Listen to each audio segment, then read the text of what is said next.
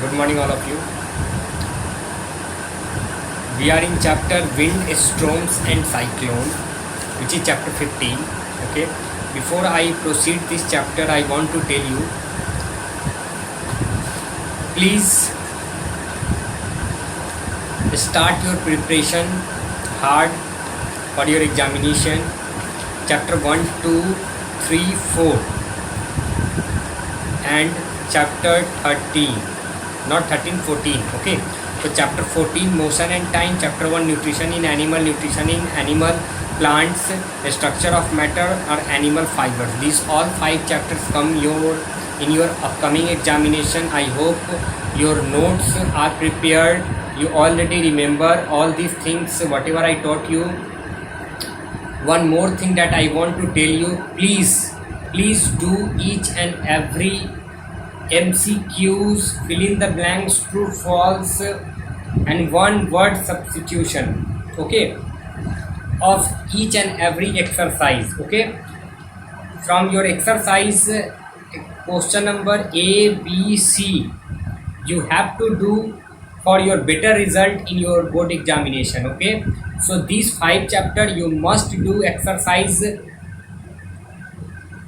okay, and remember it. So let us start.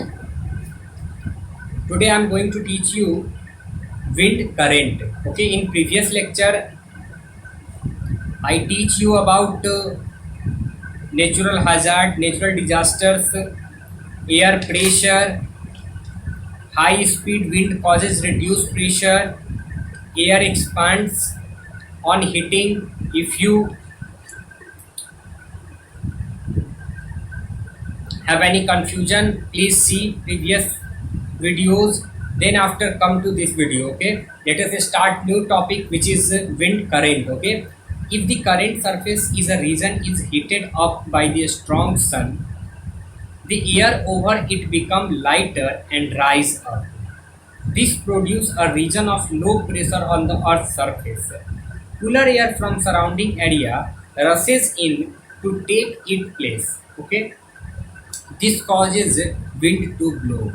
Okay, the major cause by which wind blow is that whatever the earth surface, the region of earth surface that is heated by a strong sun, and whatever the air present in that region that become lighter and rise up, and this produce a region low pressure on earth surface, and cooler air from surrounding areas rushes in, takes place, and thus it causes the wind to blow. The heated air that rises up get cooled and sink, and this causes convection current to the set of the air that you see in figure 15.10. Okay, see 15.10, figure 15.10. Okay, how warm air rises, then that cools, and again it cooler air move in, and the cycle is going on. Now, wind current due to uneven heating between the equators and pole. So let us see. The region close to equator get the maximum heat from the sun. Okay, so whatever the region that close to equator, that region get maximum heat from the sun. The air near the earth's surface become warm and rise, producing a low pressure region. Cooler air from either side of the equator up to latitude of about 30 degree rushes in takes the places.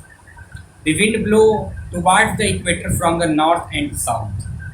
So you can see figure 15.11 how wind blow pattern on the earth because of the uneven heating of the earth by the sun. Okay, whatever the heat produced by sun, the distribution of heat is not similar on each and every part of the earth.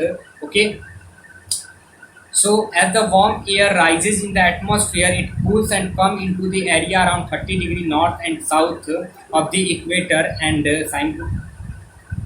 symbolically as 30 degree north and 30 degree south, this area is become the region of the high pressure, and from here the wind blow toward the equator and toward the poles.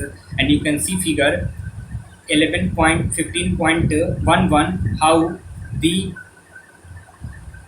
wind blow pattern, okay, is given. Okay, at latitude of about 60 degree north and south, this air meet cold dense air from the poles, and as it warmer, then the polar area is rises away. You can see how the heated air, okay, the warm air rises up and then cool and then, okay, come back to the region, go back. Okay, so forward upward movement done by warm air, and downward movement of wind is done by cold air. You can see figure 15.11 for more understanding. Okay,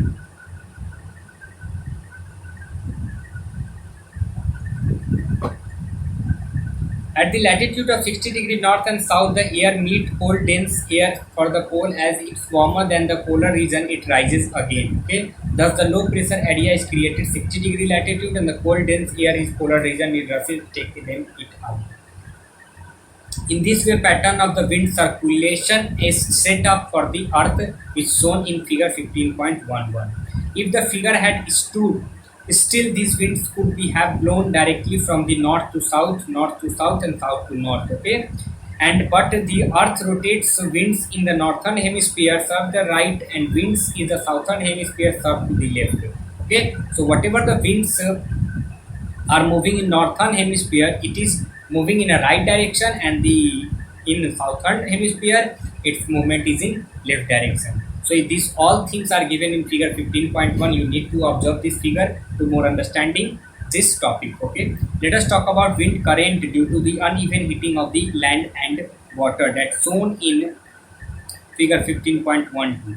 You have read in chapter 6 that the land and sea winds blow because the land heat is more due to the day cools and faster at night. Okay, you need to understand one thing that I want to tell you. I repeat one thing, please listen carefully, that land and sea wind blow because the land heat up more in during day but cools down faster at night due to presence and absence of sun. Okay, during the summer, land over the India becomes warmer than the sea around it. It causes wind to blow from the sea into the land, and this wind comes from the southwest direction and bringing moisture with them.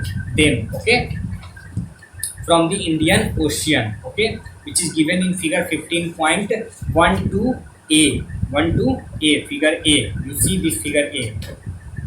How air wind come from Indian Ocean. Okay, Indian Ocean that contains some moisture. Okay, how wind come from Indian Ocean. Okay, now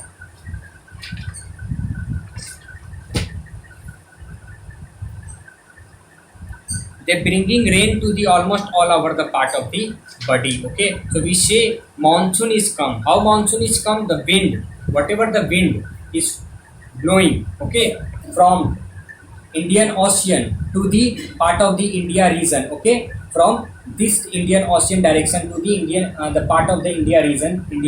Okay, that means in this time rain will come. Okay, rain will come, and they bring rain to the almost all over the part of the India. Okay,